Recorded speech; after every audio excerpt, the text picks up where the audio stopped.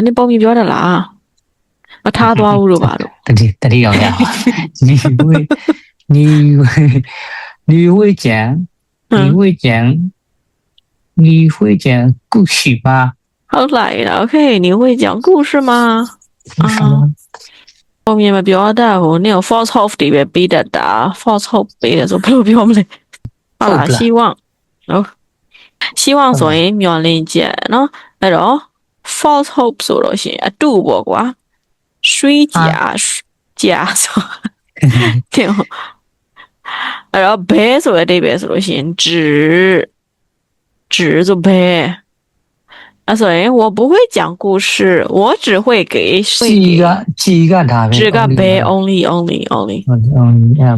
只会给他们ပေးတတ်တယ်ရွှေကြာ希望那种 false hope တွေပဲပေးတတ်တယ်ဒါမှမဟုတ်ရှင်我只会给希望那种မျှော်လင့်ချက်တွေပဲပေးခဲ့တတ်တယ်虚假吧嘞虚假